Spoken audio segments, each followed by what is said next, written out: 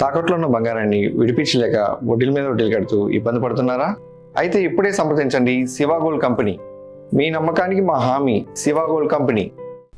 దక్షిణ పసిఫిక్ మహాసముద్రంలో చైనా ప్రయోగించిన అణుసామర్థ్యం గల బాలిస్టిక్ క్షిపణి అంతర్జాతీయంగా తీవ్ర కలకలం రేపుతోంది.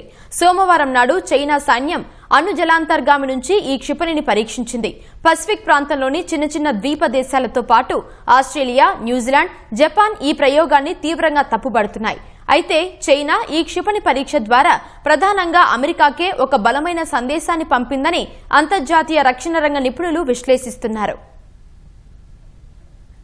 పసిఫిక్ మహాసముద్రంలో చైనా అణుజలాంతర్గామి సోమవారం ఒక దీర్ఘశ్రేణి ఖండాంతర క్షిపణిని విజయవంతంగా పరీక్షించింది. ఈ బాలిస్టిక్ క్షిపణి ప్రయోగం వెనుక పెద్ద వ్యూహమే ఉందని రక్షణ నిపుణులు చెబుతున్నారు. చైనాకు భూమి, ఆకాశం, సముద్ర మార్గాల ద్వారా అణ్వాయుధాలను ప్రయోగించగల పూర్తి స్థాయి న్యూక్లియర్ ట్రయాడ్ సామర్థ్యం ఉందని నిరూపించడమే దీని ముఖ్య ఉద్దేశం. అంతేకాదు, శత్రు దేశాలు మొదట తమపై దాడి చేసినా సముద్ర గర్భ నుంచి తిరిగి అంతే బలంగా దెబ్బ కొట్టగల సెకండ్ స్ట్రైక్ సామర్థ్యం తమకు ఉందని చైనా ఈ ప్రయోగం ద్వారా అమెరికాకు స్పష్టం చేసింది. గత 5 ఏళ్లలో అమెరికా కంటే వేగంగా చైనా అణు జలాంతర్గాములను నిర్మిస్తూ ఉండడం గమనార్హం. ఈ ప్రయోగంలో వాడింది JL-2 క్షిపణి అని కొందరు అంటుండగా, అమెరికాలోని తూర్పు తీరాన్ని కూడా తాకగల అత్యంత సుదూర పరిధి గల JL-3 క్షిపణి అయి ఉంటుందని చైనా అధికారిక మీడియా పేర్కొంది. అది 8000 కిలోమీటర్ల కంటే ఎక్కువ దూరంలోని శత్రు లక్ష్యాలపై దాడి చేయగలదు. ఈ క్షిపణి చైనా తీరాల నుంచి బయలుదేరి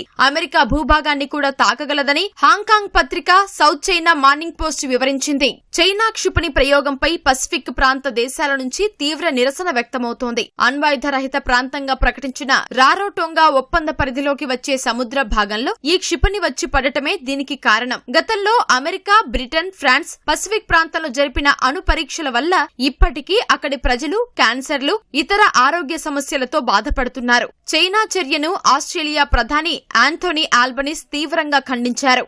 ఈ క్షిపణి పరీక్ష ఈ ప్రాంతంలో అస్థిరతకు దారితీస్తుందని, ఇది అత్యంత ఆందోళనకరమైన విషయమని ఆయన పేర్కొన్నారు. సాల్మన్ ఐలాండ్స్ ప్రధాని మాథ్యూ వేల్ స్పందిస్తూ, చైనా తమకు మంచి మిత్రదేశమే అయినప్పటికీ ఒక మిత్రుడు చేసే పని ఇది కాదంటూ అసంతృప్తి వ్యక్తం చేశారు.